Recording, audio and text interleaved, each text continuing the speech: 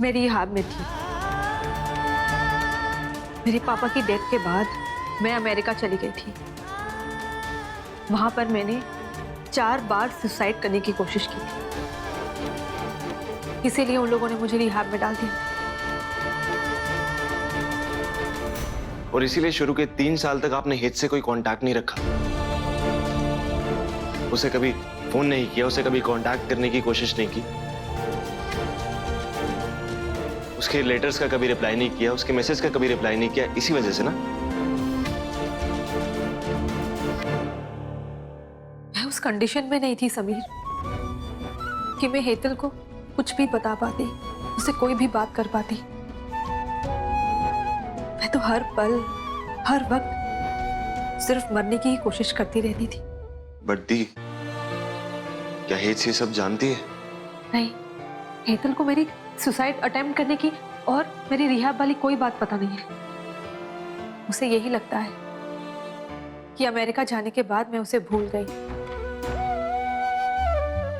वो यही समझती है कि डैड के जाने के बाद मैंने उसे छोड़ दिया,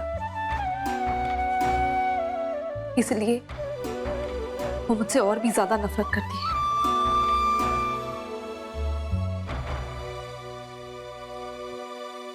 इसका मतलब है कि मैं आप दोनों का पैचअप कराने की एक आखिरी कोशिश कर सकता हूं। समीर, तुम क्या कह रहे हो? मैं समझी नहीं। दी हेट्स को आपके सुसाइड और रिहाब के बारे में जानना जरूरी है।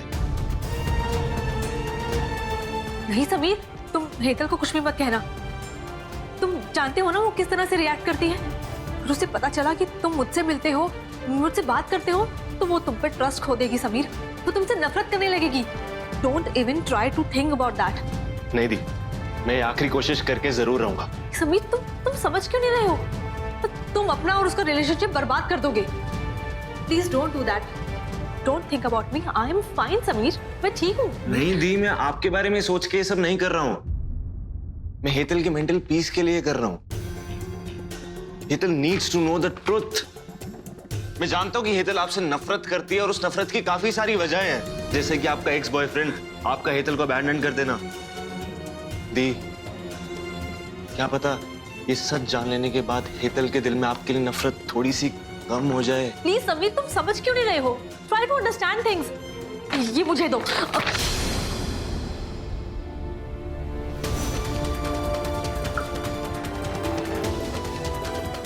दी, मैं अपना डिसीजन ले चुका हूं और मैं ये आखिरी कोशिश करके जरूर रहूंगा। Sameer, don't do this. Sameer, please Sameer.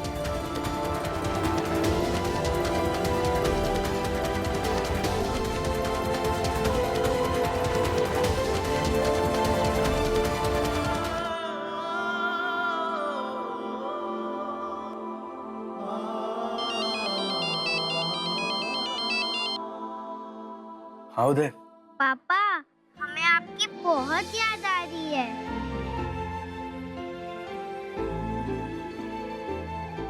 अलक, बेटा, आप दोनों ने मुझे प्रॉमिस किया था ना कि आप मम्मा से छुप के मुझे फोन नहीं करोगे। लेकिन पापा, मुझे ये नैनी बिल्कुल पसंद नहीं है।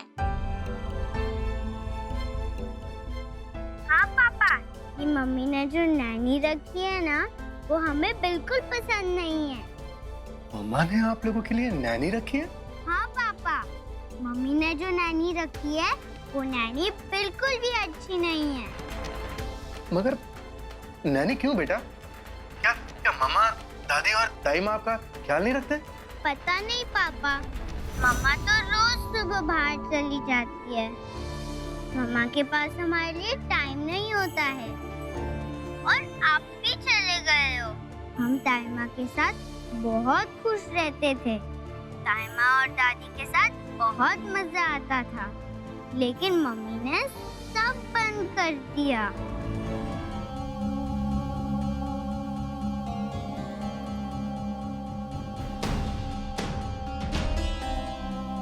Look into your books.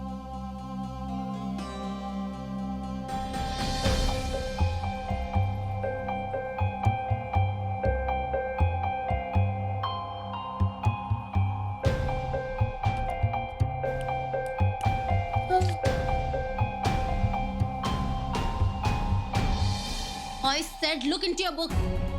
तुम दोनों का बिल्कुल फोकस नहीं हटना चाहिए। आधे घंटे में तुम दोनों का होमवर्क कंप्लीट चाहिए मुझे, समझे? Now come on, look back into your books.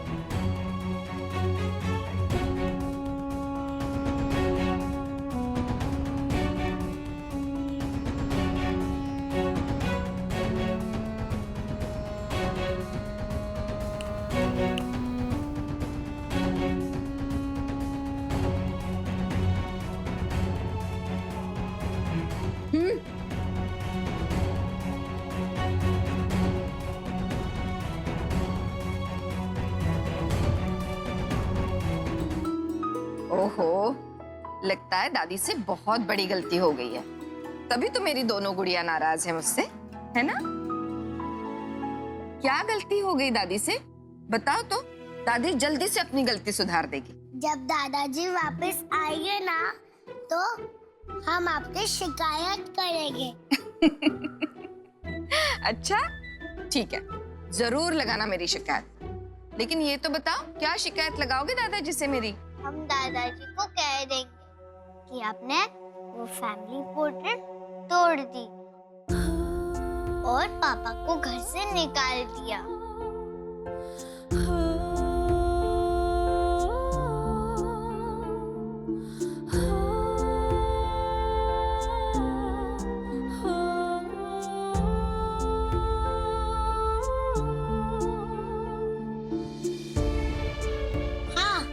दादाजी आपको जरूर डांटेंगे। हाँ, और दादाजी पापा को भी वापस घर लेकर आएंगे।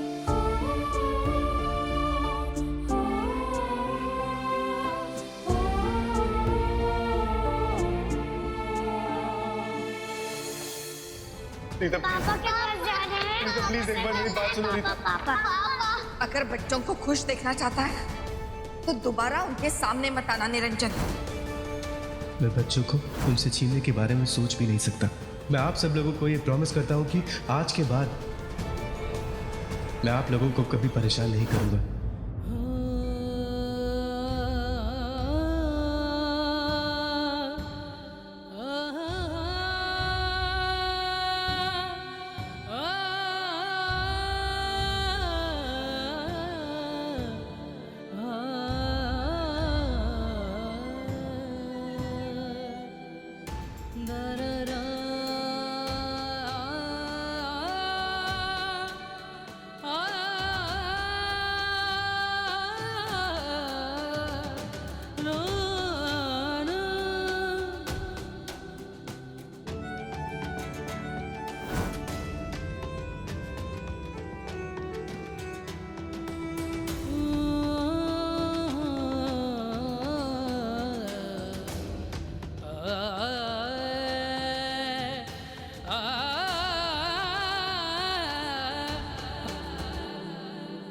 हे भगवान,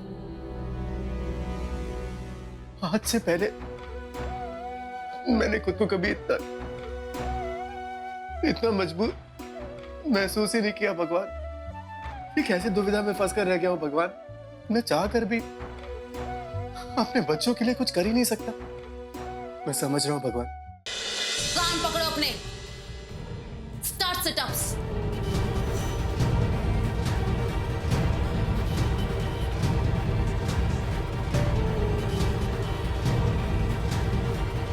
बोलो सॉरी मैम। Sorry ma'am. 32, 34, 36, 38, 39, 40,